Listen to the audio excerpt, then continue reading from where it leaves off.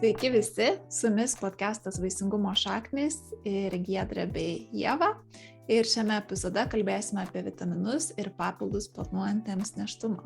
Aptarsime, ar multivitaminų kompleksai bandantiems pastoti yra iš tikrųjų naudingi, kokie yra svarbiausi vitaminai ir mineralinės medžiagos prieš pastojant moterims ir taip pat vyrams, ir ar tiesa, kad papildai gali padėti kovoti su nevaisingumu. Vaistinių lentynos lūžta tiesiog nuo vitaminų pasiūlos, iš tikrųjų dideli skyriai yra skirti tam. Ir nuėję bet kurią vaistinę, jūs tikrai pamatysite papildų taip pat ir norintiems susilaukti vaikų, ar ne? Ir papildai prieš pastojant, pastojus, papildai vyrams ir moterims. Ir mes nusprendėme apžvelgti šiandien, ar tai yra tiesa, ar visgi mitas, kad šių papildų mums reikia. Tai tiesa yra tokia, kad vitaminai ir mineralinės medžiagos iš tikrųjų labai svarbios mūsų sveikatai ir visoms gyvybinėms funkcijoms palaikyti, įskaitant ir taip pat ir reprodukcinę lytinę sveikatą. Taip, tai moterims tai yra svarbu ir kiaušialąsčių kokybei, jų brendimui, taip pat ovuliacijai ir menstruacijoms. O vyrams spermatozoidų gamybai, spermatozoidų kokybė, judrumui, daryti tyrimai su moterimis, kurios bandė pastoti ir, pavyzdžiui, multivitaminais. Jeigu žiūrint grinai tų multivitaminų temą, tai lyginant su placebo grupe buvo pastebėta, kad moteris, kurios vartojo multivitaminus, turėjo iki 5% didesnę tikimybę pastoti. Tai rodo, kad bent jau vitaminai tikrai nekenkia. Tai yra geras ženklas. Ir tuo pačiu labai mažai tie 5% atrodo. Taip, bet žinant, kad per mėnesį iš tikrųjų neturint jokių sutrikimų, pastojimo tikimybė yra iki 25% kažkur, tai tie 5% gali būti ir daug. Taip, pažiūrės, tai taip. O šiaip tai tikrai tų papildų yra labai daug ir jie yra ne visi vienodi, tai yra faktas ir visada yra skirtingi kiekiai įvairių medžiagų juose, tai yra labai svarbu atsirinkti tą tinkamiausią papildų sudėtį. Tai iš tikrųjų, kaip tada atsirinkti, kai tų vitaminų yra tiek daug ir skirtingos sudėtys, jau kokie tie vitaminai yra svarbiausi tada, į ką atkreipdėmėsi? Tai tikriausiai svarbiausias ir visoms bandančiams pastoti, tikriausiai pirmiausia vitaminas, kurį ir gydytojai rekomenduoja, yra folio rūgštis arba B9 vitaminas, foliatas.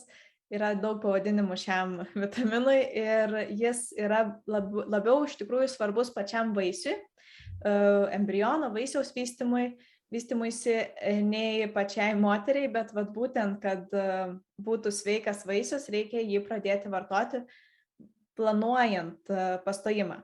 Tai čia jis būtų labiausiai rekomenduojamas bent jau 3 mėnesiai iki daugmaž planuojamo jau to pastojimo ir dar kokį 12 savaičių pastojus, nes jis yra labai svarbus vaisiaus raidai, kaip ir minėjau, tai būtent apsaugo nuo nervinio vamzdelio defektų ir taip pat širdies ydų, tai čia yra tikrai jau tai pagrįsta. Bendrai, tas B9 folio rūgštis yra mūsų organizmuose labai svarbus, nes jis vienas iš komponentų dalyvaujančių raudonųjų kraujo kūnelių gamyboje, taip pat nukleino, tai DNR esančių nukleino rūgšties ir amino rūgščių baltymų gamyboje. O pavyzdžiui, šio B9 vitamino trūkumas gali lemti širdies ligas, vėžį ir žinoma didesnę vaisiaus raidos anomalijų tikimybę, kaip ir minėjau prieš tai. Tai tikrai bandant pastoti tai yra labai svarbu, nes atsiradus naujam žmogeliui pilvelėje, šio vitamino atsargos labai greitai yra išnaudojamos. Tai jeigu jų bus taip ant ribos, tai gali kažką ir įtakoti negero toj pačioj raidoj. Tai dėl to rekomenduojama bent jau mėnesį iki pastojimo, sakoma, bet jau idealiai 3 mėnesius iki pastojimo, kad būtų vartojamas B9. Bet tyrimai rodo, kad pavyzdžiui, net ir multivitaminų, kaip ir minėjom, vartojimas einant IVF padeda padidinti atsargą šito B9 vitamino ir mažina tikimybę vaisiaus raidos anomalijom. Ir be to dar vartojimas šio vitamino kartu su B12, kuris yra taip pat B grupės vitaminas, rodo netgi šiek tiek geresnius pastojimo šansus. Tai bendrai galim sakyti, kad visų B vitaminų reikėtų vartoti, bet visada svarbu dar išsitirti, koks yra jūsų jau turimo B9 vitamino kiekis, ar yra jo trūkumas ir pagal tai jums gydytoja pasakys, kiek reikėtų jo vartoti. O daugiau apie folio rūgštį, foliatus, skirtingas jų formas bei MTHFR geno mutacijas ir kokią formą tinkamiausia rasite prisijungę prie mūsų Patreon platformoje. O nuorodą į šią platformą rasite aprašymą apačioje. O kokie dar vitaminai yra svarbus? Kitas šiame tope būtų vitaminas D. Tai dabar D vitaminas yra labai toks, sakyčiau, top karštas vitaminas vaisingumo srityje. Ir yra tyrimų taip pat, kad jo nepakankamumas būtent yra susijęs su nevaisingumu. O aš girdėjau, kad šiaurinėse valstybėse tai labai dažnas atvejis, nes mums trūksta saulės tiesiog. Taip, sakoma, kad bent iki 20% žmonių beveik visada gyvena su vitamino D stygiumi mūsų šalyse. Pavyzdžiui, vitaminas D yra vienas tų svarbiausių vitaminų mūsų bendrai sveikatai, imuniniai sistemai ir kalcio pasisavinimui. Tai tikriausiai žino visi, bet taip pat jis yra svarbus ir vaisingumui. Ir pastebėta, kad jis prisideda ir prie vyrų, ir prie moterų vaisingumo, jis dažnai yra rekomenduojamas, pavyzdžiui, turint policistinių kiaušidžių sindromą, taip pat einant IVF, sakoma, kad jis netgi gali mažinti endometriozės riziką. Daug įvairiausių tyrimų iš tikrųjų su juo yra daryta, bet čia gal labiau reikia atkreipti dėmesį tai, kad nereikia šio vitamino vartoti ir be sustojimo, sakykime. Nes per didelis vitamino D kiekis taip pat nėra gerai, ar ne? Reikia išsitirti, ar jums jo trūksta. Ir jei netrūksta, tai galbūt ir net negerti tų papildų. Taip, tai šiuo atveju ir per didelis, ir per mažas kiekis yra blogai, tai viskas turi būti normoje. Tai tas idealus kiekis kraujyje, ta norma yra nuo 50 iki 100 nanomolių litre. Čia tai yra bendrinis, sakykime, ir vyrams, ir moteriams, bet dabar dar, kai kalbama apie vaisingumą, tai dažnai vaisingumo specialistai pabrėžia, kad reikėtų 75, tai jau 50, jeigu yra taip grinai ant ribos, tai jau yra taip lyg ir jau truputį mažąją pusę. Tai sakoma 75, 100, netgi iki 110 yra gera labai riba būtent vaisingumo atžvilgiu. Bet žinoma, nepersistenkit ir vartokit tiek, kiek jums rekomenduoja gydytojas. Taip. O dar be papildų, šiaip natūraliausias vitamino D šaltinis yra be abejo saulė, tad būti kuo daugiau saulėje. Taip pat vitamino D galima rasti lašišoje, kiaušinio trinuose ir kitose taip pat jūros gėrybėse ar jūros produktuose. Tai čia dar vienas, sakykime, pliusas užsisakyti atostogą žiemą ir išvykti atostogų kur nors į karštus, šiltus kraštus, kur gautumėt saulės ir to pačiu D vitaminą. Kaip fainai. Tikrai. O kaip dėl vitamino A? Nes kiek girdėjau, kad irgi vitamino A reikėtų gal netgi saugotis, kad per daug nevartoti jo, jeigu laukiasi ar ruošiesi pastoti. Taip, nors vitaminas A yra tikrai labai svarbus mums visiems, ir nėščiosioms, ir kūdikiams, ir vyrams. Ir šalyse, kur yra A vitamino trūkumas, o tai dažniausiai yra besivystančios šalis, tai ten jis yra labai prižiūrima, kad žmonės gautų pakankamai to A vitamino, nes jo trūkumas lemia aklumą. Ir, pavyzdžiui, vaikas gali iš karto jau gimti aklas. Tai tikrai nėra geras dalykas, jeigu jo trūksta. Bet jeigu jų yra per daug, taip pat yra iš tikrųjų neigiamų aspektų. Ir vitaminas A, kaip ir vitaminas D, abu yra riebaluose tirpus, tai jie kaupiasi pas mūsų organizme ir būtent dėl to tas kaupimasis ir lemia tos neigiamus efektus. Prisiminiau tokią anekdotą apie kiškį ir morkas ir akinius. Nežinau, ar visi žino. Man vaikystėje, kai žodžiu, reikėdavo valgyti morkas ir aišku, ne visi vaikai mėgsta, aš turbūt irgi nelabai mėgdavau ir aš kaip matot su akiniais, bet tėvai klausdavo, ar tu kada matei kiškių su akiniais, sakydavau, ne, va dėl to, kad morkas valgo, tai dėl to ir. Man taip pat, kadangi pas mane šeimoje ir tėtis akinis nešioja, ir aš iš tikrųjų, ir sesė mano, tai dar kol buvo mažas, nenešiojom akinių ir visą laiką sakydavo, kad reikia valgyti daug mėlynių, daug morkų, tai mėlynės labai mėgau. Bet morkas tai taip, jau irgi reikėdavo versti. Ja. Tai mes čia sukama link to, kur to vitamino A galima rasti, ar ne? Tai tikrai vaisiuose, daržovėse, tai morkose, mėlynėse, kur dar? Jo galima dar rasti moliūguose, pieno produktuose, beveik visur, kur yra vitamino A arba jo provitamino beta karoteno. Bet reikia atsargiai su to vitaminu A ir, pavyzdžiui, kepenėlėse yra labai daug, tai kepenėlių jau nerekomenduojama valgyti nėštumo pradžioje, bent jau, arba jau grinai bandant pastoti. O kuo jisai svarbus tas vitaminas A? Tai be regos, kaip jau paminėjau, taip pat yra svarbus ir odos atsinaujinimui, ir imuniniai sistemai, jis veikia kaip antioksidantas, tai jis tikrai yra svarbus, bet tas jo perteklius turi toksišką poveikį ir būtent esant nėščiai pačioje nėštumo pradžioje, jeigu yra perteklius, jis gali lemti sutrikimus vaisiaus vystymuisi. Tai pirmas 60 nėštumo dienų, tai tos pirmus 2 mėnesius bent jau reikėtų tikrai vengti tų visų kepenėlių gal, kad nebūtų pertekliaus vitamino A. Bet kadangi jo įprastai gausime iš maisto, tai papildų, pavyzdžiui, nėštumo papildų ar kažkokių prenatalinių papildų, kur būtų vitaminas A, tai reikėtų jau vengti. Bet kiekvienu atveju, kaip visada, rekomenduojam pasitarti su gydytoju, kaip yra jūsų konkrečioje situacijoje, nes galbūt jums kaip tik yra vitamino A trūkumas ir jums reikės šio vitamino.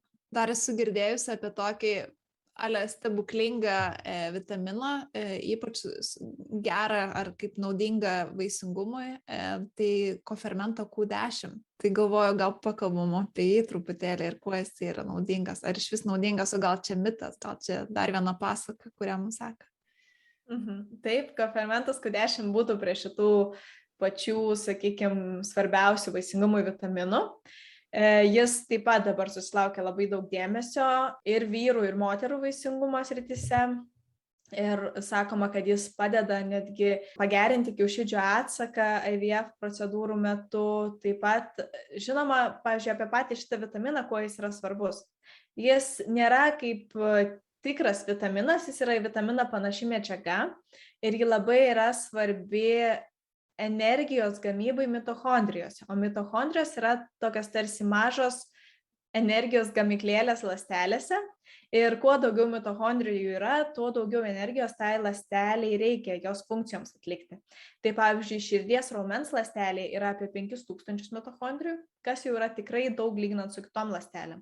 O kiaušialąstėje yra net apie 100 000. Wow. Kas yra, aš net neįsivaizduoju, kaip jie ten telpa, bet tai rodo, kad kiaušialąstės funkcijai tos energijos dar labiau reikia. Ir žinoma, kad su amžiumi kofermento Q10 kiekis mažėja, tai dėl to labai dažnai visokiose kremuose taip pat būna pridėta kofermentas Q10, tikriausiai tikrai esat matę. Ir dėl to sakoma, kad ir sutrinka visos tos funkcijos ir būtent kiaušialąstės taip pat tampa, ta kokybė kiaušialąsčių nukrenta. Tai kiaušialąsčių brendimui ir pagrinde ovuliacijai reikia tiek daug tos energijos, būtent dėl to mums reikia pastoviai turėti to kofermento Q10 tinkamą kiekį ir mes jį savo organizme iš tikrųjų gaminame. Bet, kaip ir minėjau, su amžiumi jo mažėja, tai dėl to tie papildai gali padėti. O be papildų, tai dar to kofermento Q10 galima rasti taip pat kiaušiniuose, žuvyje, žemės riešutuose ir paukštienoje. Ar tai jau visi tie vitaminai, kurių mums reikia, ar yra dar kažkokių svarbių, būtent norint pastoti ar laukintis? Dar įvardinčiau geležį kaip tą bonus papildą, kurį taip pat reikia vartoti. Geležis yra, kaip žinom, labai svarbi mūsų sveikatai, mūsų kraujui. Ir bandant pastoti nėštumo metu, tai yra labai svarbu dėl to, kad kai nėštumas prasideda, labai daug yra išnaudojama visų tų medžiagų, kurios yra prikauptos. Ir neretai būna, kad nėštumo metu atsiranda anemija, kas yra mažakraujystė. O daugelis moterų ir šiaip turi anemiją. pastovę netgi savo gyvenime dėl mėnesinių ar kitų priežasčių. Tai ypač jeigu yra anemija, ta mažakraujystė, tai labai svarbu vartoti geležį, kad nebūtų jos trūkumas. Ir tai padės, žinoma, vaisiui tinkamai vystytis, kraujo visai jo sistemai ir visiems tiem dalykam, kam geležis yra svarbi. Tai apibendrinant, mes jau kaip ir aptarėm visus tos pačius svarbiausius vitaminus papilduose. Tai pats svarbiausias tai yra folio rūgštis, o be folio rūgšties dar yra svarbus vitaminai D, ypač kofermentas Q10, vitaminas B12 ir geležis. Tai šitus būtinai reikia įtraukti į savo racioną ir žiūrėti, kad tik jų netrūktų. Taip pat būtų patariama įtraukti ir žuvų taukus, nes jie taip pat yra svarbus embrionų vystymuisi, būtent omega-3 riebalų rūgštis. Ir visada prieš pradedant vartoti kažkokius tai papildus, pasitarkite dėl dozės, jums konkrečios dozės su savo gydytoju. Nes, kaip ir minėjau, prieš tai dozė gali skirtis priklausomai nuo to, ar jums yra trūkumas, ar jums tiesiog reikia palaikyti tą vitaminą tokiame kiekyje, kiek jo yra dabar. Būtų smagu, jeigu pasidalintumėt ir jūs, kokius papildus vartojate, ar prieš pastojant, ar pastojus, tiesiog galite parašyti komentarą pačioje. Taip, labai lauksime. O toliau galvoju, gal eikime prie vyrų, nes mes dabar aptarėm tuos vitaminus ir galvoju, ar tie patys vitaminai taip pat aktualūs vyrams irgi, ar kažkokius kitus jiems reiktų papildus vartoti? Taip. Iš tikrųjų yra daryti tyrimai būtent netgi su tais pačiais prenataliniais vitaminų kompleksais, nėščiosioms, kur vyrai juos vartoja ir ar tai kažkaip padėjo. Išvada tokia, kad gali pagerinti vyrų spermos kokybę. Tai netgi tie patys vitaminai kaip ir partnerė vartoja, tinka ir vyrams. Bendrai, kalbant apie vyrus, dažnai minimi yra antioksidantai, kalbant apie jų vaisingumą ar vaisingumo sutrikimus ir kaip padėti. Tai būtent dėl to, nes antioksidantai kovoja su laisvaisiais radikalais ir jų sukeliamu oksidaciniu stresu. Tai čia daug tokių gal keistų ir nelabai aiškių žodžių. Bet tiesiog bendrai, kalbant, laisvieji radikalai yra tie blogiečiai, kurių daugėja ir su amžiumi, ir nesveikai gyvenant, nesveikai maitinantis, taip pat nuo įvairių žalingų įpročių ir nuo net aplinkos teršalų. Ir jie, kai jų prisikaupia, jie sukelia visokias blogybės, pavyzdžiui, ir kenkia spermatozoidams jų brendimui, o antioksidantai juos blokuoja ir neleidžia jiem pridaryti tų iškadų, kaip mano senelis pasakytų, blogybių. Aha, kas tie antioksidantai? Tai yra irgi kažkokios medžiagos? Ar... Tai, pavyzdžiui, būtų vienas mums labai gerai žinomas vitaminas C, kurį tikriausiai daugelis ir vartoja kasdien. Tai buvo darytas tyrimas su vyrais, kuriem yra nustatytas nevaisingumas ir jie vartojo 1000 mg 2 kartus per dieną vitamino C. Tai vitaminas C nesikaupia, tai tokios dozės dažniausiai didesnės dozės kaip ir negąsdina šiuo atveju. Ir tai buvo vartota 2 mėnesius ir po to stebėta, ar yra kažkokių pokyčių spermatozoidų kokybėje. Tai buvo pastebėta, kad spermatozoidų judrumas pagerėjo net 92%, taip pat jų kiekis padidėjo 100%, tai reiškia, sakykime, dvigubai. Ir taip pat jų forma, išvaizda ta pati pagerėjo net 55%. Tai reiškia, kad daugiau buvo grinai sveikų spermatozoidų negu prieš tai. Kitas vitaminas galėtų būti vitaminas D, taip pat, kaip ir minėjau, prie moterų, nes jis labai svarbus ir vyrams, ir moteriams. Tai taip pat, jeigu trūksta vitamino D, tada yra mažesnis testosterono kiekis, o testosteronas yra labai svarbus spermatozoidų gamybai. Tai viskas vėl susideda į vieną. O ar yra kažkokie vitaminai, kur reikia vartoti vyrams, o moterims nebūtinai, arba gal kažkokie ypatingai svarbus vyrams, pavyzdžiui, vitaminai? Tikriausiai vis tiek svarbu visiems yra palaikyti, kad nebūtų vitamino trūkumo. Tas yra svarbiausia. Bet, kaip ir minėjau, prie moterų kofermentas Q10, prie moterų vaisingumo, bet ir prie vyrų jis yra svarbus, taip pat kaip ir vitaminas D. Pavyzdžiui, cinkas taip pat yra svarbus ir pastebėta, kad jeigu cinko trūkumas yra, tai tada yra ilgesnis laikas iki pastojimo. Tai čia bendrai žiūrint į porą. Ir taip pat cinko trūkumas dažnai yra įvardėjamas kaip viena iš vaisingumo sutrikimo priežasčių vyrams. Toks jausmas, kad vartojant tuos vitaminus, kur paminėjo Ieva, kad galima, tarsi ir išgydyti tą nevaisingumą, jeigu tokie geri rezultatai tyrimų. Na, čia jau nėra taip labai tiesiai šviesiai 100%, nes jeigu jums nėra vitaminų trūkumo, tai tada gali būti, kad vitaminų vartojimas ir nepadės. Ta prasme, vitaminų vartojimas tikrai neišgydo nevaisingumą. Tai čia yra faktas.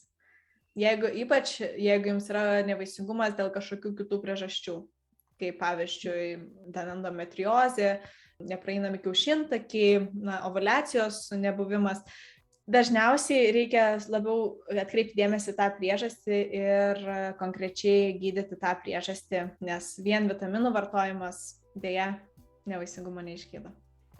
Bet vitaminai gali padėti, kaip tu ir sakei, jeigu yra nustatytas trūkumas.